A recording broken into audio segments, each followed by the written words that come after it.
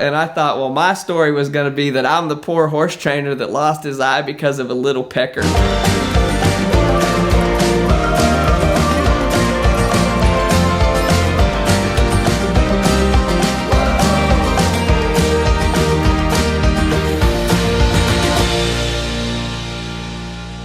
So this is the mostly true story of a struggling horse trainer, a pair of brass balls, and a little pecker.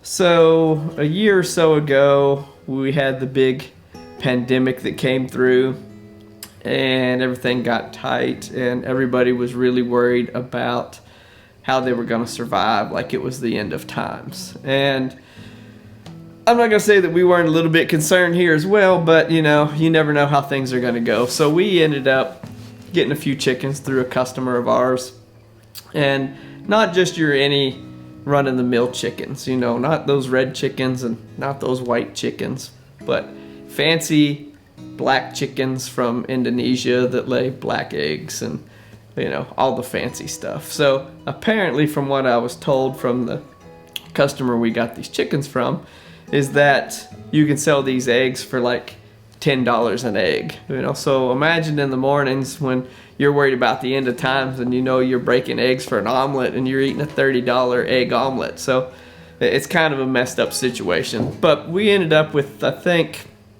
4 or 5 hens, and then we had this rooster, and the boys had named all the chickens. They all had their own names. I think we had like Clucky and Pokey, and I don't remember what all their names were, but the rooster, his name was Samson, and he really kind of thought he was the shit. And in the beginning it wasn't too bad because he would just kind of stay away from me and do the rooster thing, and we didn't have a chicken coop, so they kind of hung out in the corner of our garage, and we would close them in there at night because we didn't want anybody to steal our high dollar chickens during the end of times that we were experiencing. So the more that we took care of these chickens, and you know, we got in the habit, if we'd have some scrap food, we'd throw it out in the yard. Chickens would come over, they would eat all the stuff up. Well, all of a sudden, Samson, he starts to think he's a bigger chicken or a bigger rooster than he actually is. So now he tries to challenge you when you step out onto the back porch to feed him. And I'm not that big anyway, and I dang sure don't want to be flogged by a dang chicken or a rooster. And so we had a couple of head-button contests with things, and I was not going to be the one that backed down to this rooster. And a couple times, I mean, I'm not going to say I'm proud of it, but you know what I mean, I took a couple kicks at him because he was trying to basically you know, attack me. So in my mind, I thought it was par for the course because in essence I was just kind of cock blocking him, right? So when he'd come charging at me, I would just kind of take a kick at him, and that way everything stayed safe and good. So whenever they'd be roosting on, I think actually they had a old pool ladder that we had that was in the corner of the garage, and they would all roost on it.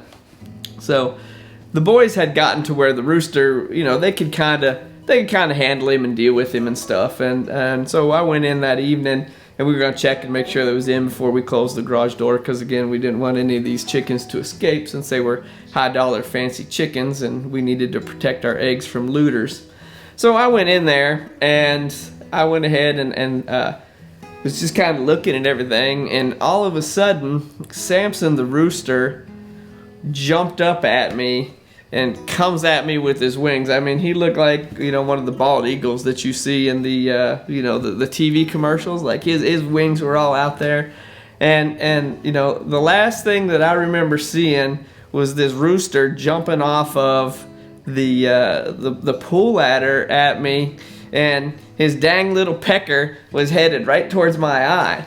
And if you saw any of the stories that we've done before, the only thing that I could think about was the story with Mark talking about how he lost his eye in Africa by getting kicked in the face by a zebra. And I thought, well, my story was going to be that I'm the poor horse trainer that lost his eye because of a little pecker.